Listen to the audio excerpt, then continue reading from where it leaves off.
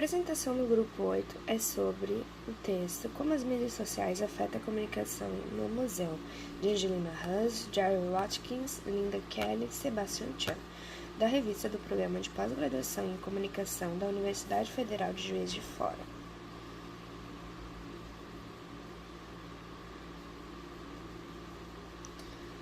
O grupo, na verdade, é de uma pessoa, eu, Maria Luísa, de quadro Soares Macolino.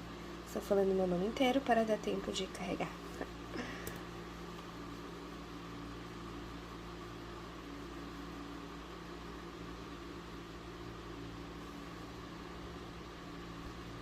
Logo no resumo, os autores exemplificam o que são mídias sociais no âmbito geral, ou seja, mídia social é a ferramenta que possibilita que os participantes explorem imagens de si mesmos e distribuem elas através da rede social online, ou seja, a pessoa explora ela mesma e compartilha com os outros nas redes. Já os museus e as mídias sociais têm outro aspecto. O museu ele pode usar tanto de blogs, wikis e vlogs para engajar seu público online com experiências interativas. Então, é um plus a mais na comunicação do museu. Logo no resumo, os autores, na introdução do texto, exemplificam o que... Na introdução do texto, os autores eles exemplificam quais são os sistemas de comunicação museal, né? Que são eles exposições, programas públicos, divulgação e educação. E todos esses sistemas, eles promovem essas experiências culturais interativas complexas que eu havia dito anteriormente. No texto também, logo depois, eles exemplificam diferentes tipos de comunicação.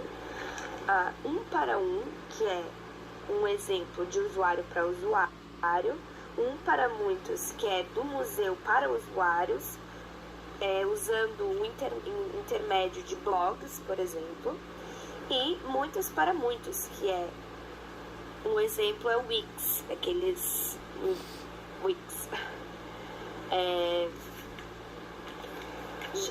Inclusive no texto eles dizem que os modelos de comunicação um para um e um para muitos promoveram um framework para autoridades culturais como estabelecido pelos programas de museu. Framework,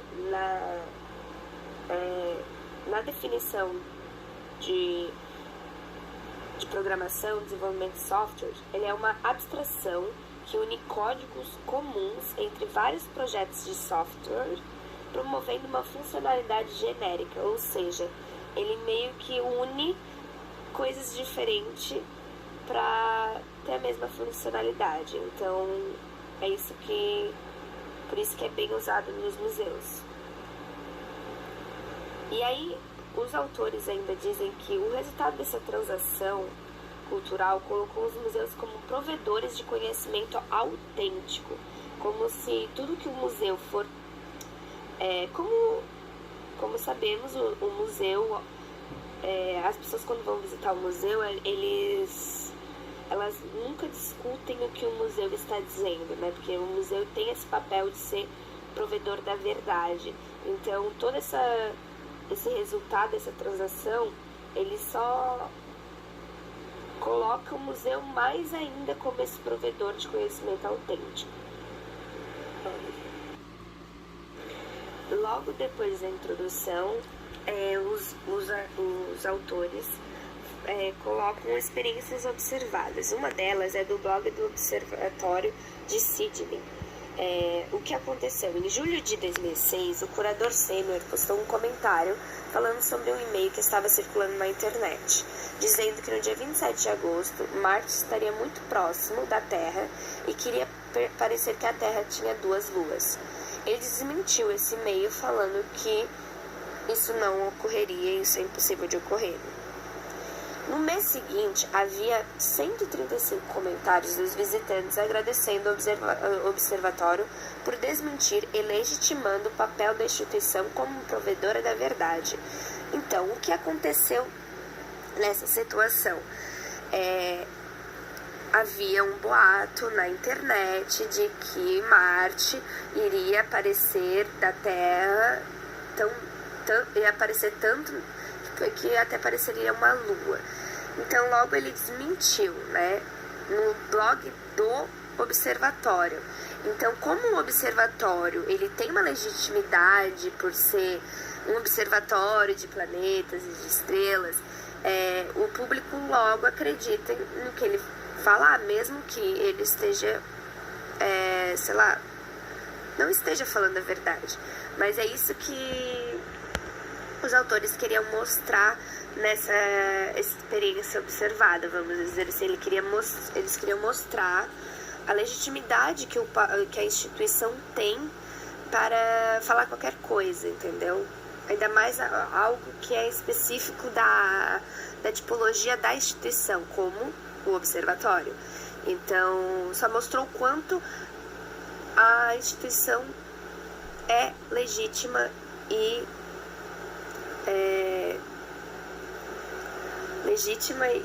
esqueci o nome, autêntica. E esse caso exemplifica como as mídias sociais podem ser usadas de forma a promover diálogos culturais e acadêmicos, reforçando também a veracidade fornecida pelo museu. Então, assim, os museus fazerem esse diálogo com o público é muito interessante, porque vai além da experiência museal que o público teria indo só ao museu. O público, querendo ou não, se sente mais respeitado, talvez mais visto, né? E isso é interessante.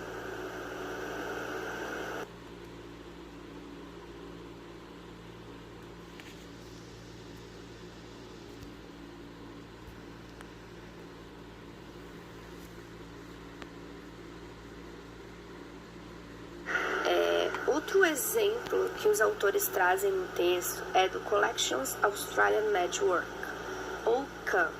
É um site que agrega coleções de museus, galerias e outras organizações por toda a Austrália.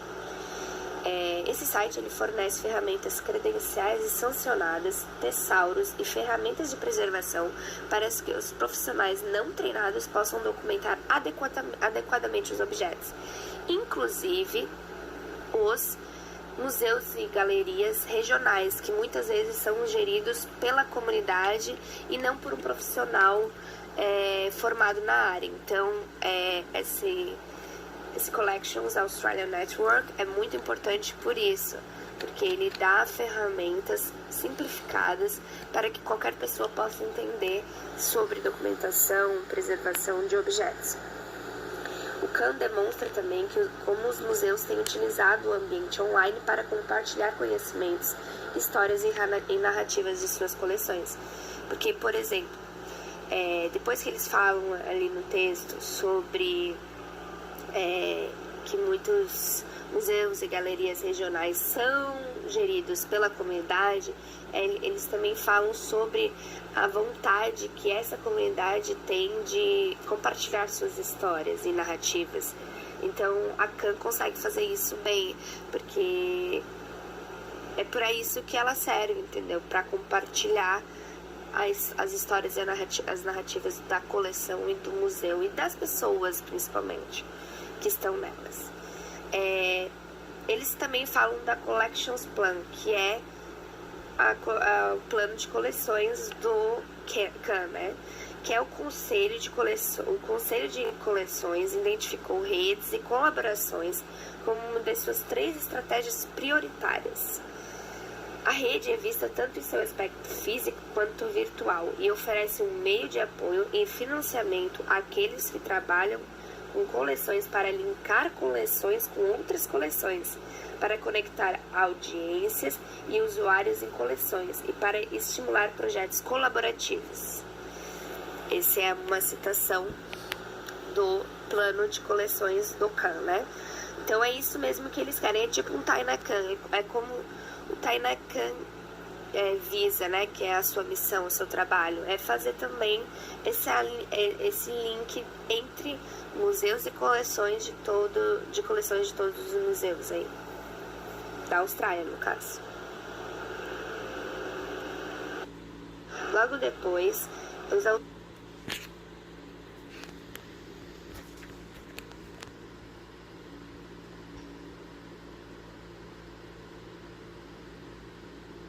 no final do texto, logo depois, os autores falam sobre a comunicação cultural em museus de aprendizagem. As mídias sociais em museus, elas oferecem um espaço cultural aberto, que é estruturalmente ambíguo, com certas questões previstas. Quais são elas, essas questões? A primeira, que é o museu é incapaz de prever as formas com que as mídias sociais serão utilizadas pelos visitantes. Então, não tem como saber como a pessoa vai entrar no site do museu, e ele pode ter várias coisas diferentes, mas o museu nunca vai saber, mesmo com uma pesquisa de público bem estruturada, como que esse visitante como ele vai utilizar dessas ferramentas do site, né? Então isso é um problema, entre aspas, que também pode ser apenas porque a gente nunca vai poder saber o que eles vão fazer exatamente, né? A segunda, é difícil prever o número de pessoas que irão participar dessas interações nos sites, né? Por exemplo, de download ou de visitações mesmo. Então, nunca saberemos quantas pessoas podem visitar o site do museu. Às vezes, há mais visitantes em determinado momento por algum motivo. Então, nunca saberemos assim exatamente fazer uma estimativa de público, né? Visitante, de públicos. A terceira questão prevista é que é difícil planejar uma participação coerente e duradoura dos visitantes, porque os visitantes são diversos também, né? E é difícil pensar como vai ser a participação, inclusive, do visitante. Talvez o primeiro e o terceiro, eles meio que se completam, né? Esses problemas. Além de tudo isso é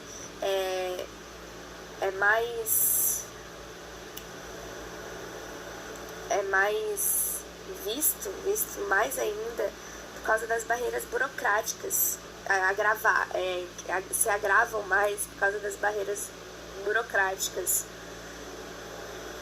que os museus passam por todos os sentidos, né? Desde da documentação até a comunicação. Então, é muita burocracia. O museu, quem trabalhou em museu sabe como é difícil pedir qualquer coisa ou fazer qualquer coisa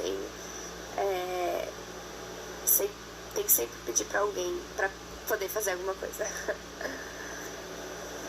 Enfim, ao contrário dos profissionais de museus, independente do que a formação escolar do público pode trazer para o fórum das mídias sociais, permanece a ideia de que esses debates estão no plano de amadores, ou seja, temos que pensar que nós somos os profissionais, mas as pessoas que estão visitando o nosso site, o site do museu, elas são amadoras, elas não entendem, elas são leigas, entre aspas, né? É um debate de achismo, provavelmente, ou de experiências, enfim. No final do texto,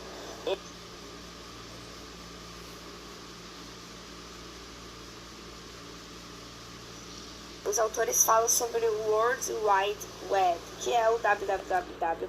Não sei o que começou no início de 1990 e ele começou a ser utilizado pelos museus nessa década. E o principal debate que havia nesse momento em relação ao www e os museus é como o público encontraria caminho através de uma nova liberdade de acesso à informação e o que isso significaria para as instituições culturais. Ou seja, eles estavam na premissa, né? Como que os públicos iriam entrar, né, no site, como que as instituições culturais poderiam usar esses sites, enfim. Já no final de 1990, o Trent, em 1998, propôs que os museus não assumissem um papel proativo no estabelecimento de informação cultural na web com autoridade. Seus públicos procurariam informações culturais em outros lugares, possivelmente através de fontes menos confiáveis. Ou seja, se os museus não fossem proativos e estabelecessem links para informações culturais na web, com certeza os públicos, eles ainda mais que a internet, a partir de 98, ela começou num boom. Então, assim, as pessoas, principalmente agora, as pessoas, elas pesquisam tudo. Então, assim, se você não tem a sua própria, as suas próprias informações culturais, o museu, no caso, fica meio difícil de legitimar essa informação. Então, se você não tem essa informação na web, os usuários com certeza irão para outras fontes que podem ser menos confiáveis, tipo fake news. Já no ambiente das mídias sociais, um dos desafios para o museu é garantir que a veracidade da informação que envolve os conteúdos culturais não seja abandonada. Ou seja, porque a gente vive numa sociedade totalmente informacional, né? E totalmente tecnológica e totalmente webinária, vamos dizer assim. Então, assim, web, né? Então, assim, muita coisa na internet é mentira. Então, o museu, ele tem que garantir essa veracidade. Então, por isso, o museu, como foi dito anteriormente, ele tem essa veracidade, esse poder de ser o local da verdade. Então, o museu, ele deveria aproveitar isso para fazer essa veracidade em suas mídias sociais, né? E é isso. A pergunta que eu quero propor é: como os museus podem garantir a veracidade de suas mídias sociais? Porque todo texto é dito que o museu ele tem que manter a sua veracidade, mas nunca diz como. Então, fica o questionamento aí para quem quiser responder.